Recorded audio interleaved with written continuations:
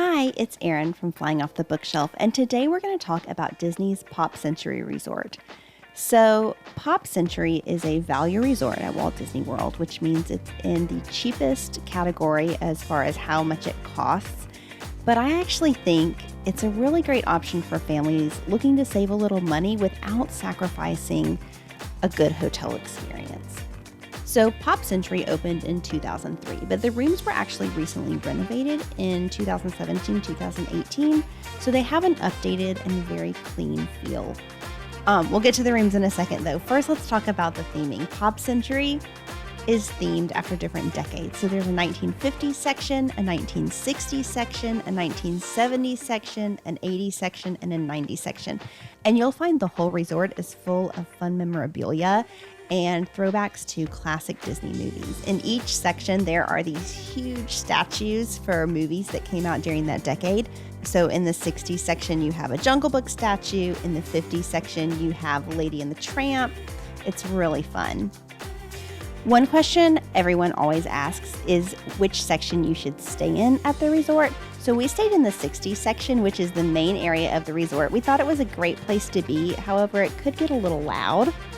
I think that the 50s section and the 70s sections are also really great.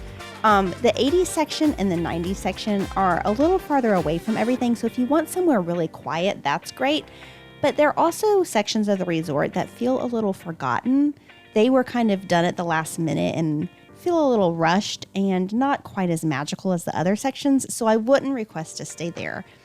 But all the other sections of the resort are great. Okay, let's talk about the rooms now. So the Pop Century rooms are actually really clean. However, they are small. I actually filmed a room tour while we were there, and I'll put it in now. So we are at Pop Century Resort right now. This is the first time we've ever been here, we've ever stayed there, and I'm gonna show you the room. It's a good room. It is definitely on the small side. It definitely feels a little cramped. Luckily, we're only a family of 3, so it'll be fine for us. But just know that it's definitely an economic size. So there's one main bed in here, and then this table right here folds down into a bed. I do like that they've thought through nightstands on every side of every bed. I love the art right there. There is a window. There is a little coffee station with a mini fridge.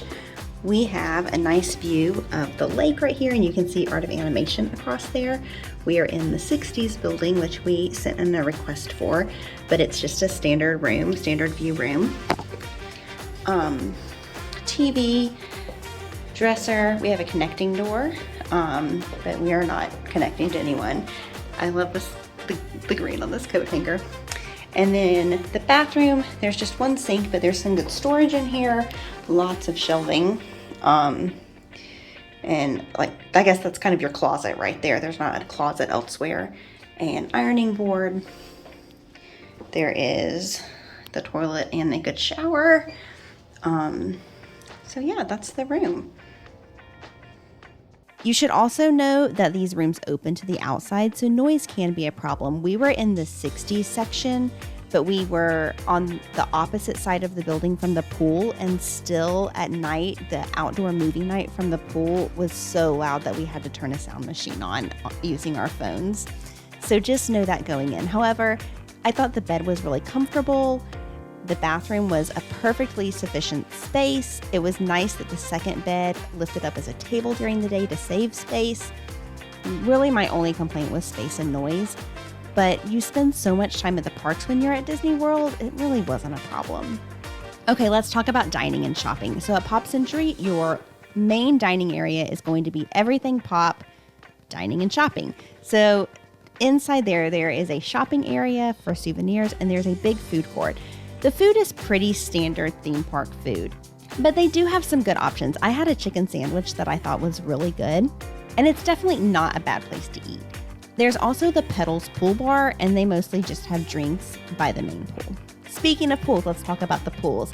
There are 3 pools at Pop Century. The main one is the Hippy Dippy Pool. It's going to be just outside Classic Hall, which is the main lobby area in the 1960s section of Pop Century.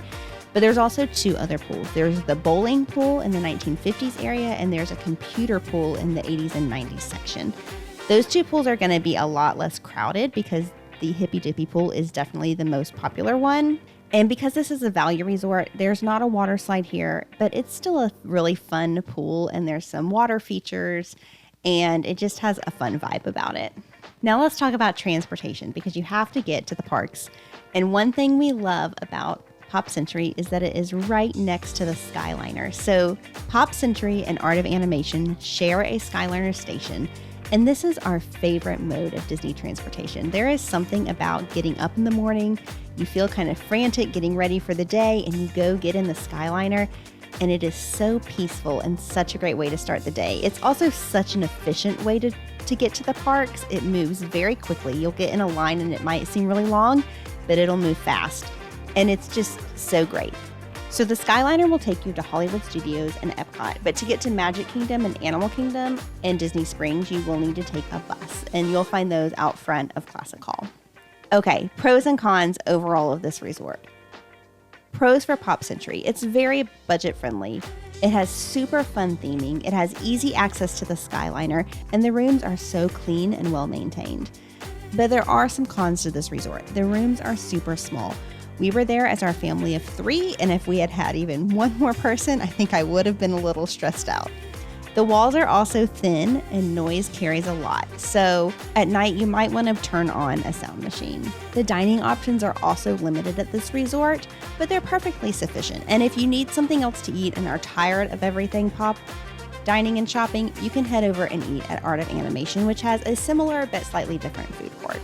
So overall, we really liked this resort. We loved the theming, we enjoyed the pool, we had a great stay. And while this may not be my first choice of resort to go back to, if I'm looking to save some money on a Disney stay, I would definitely pick this resort again. Thanks for joining us today, and if you liked this video and found it helpful, please hit like below and subscribe to our channel.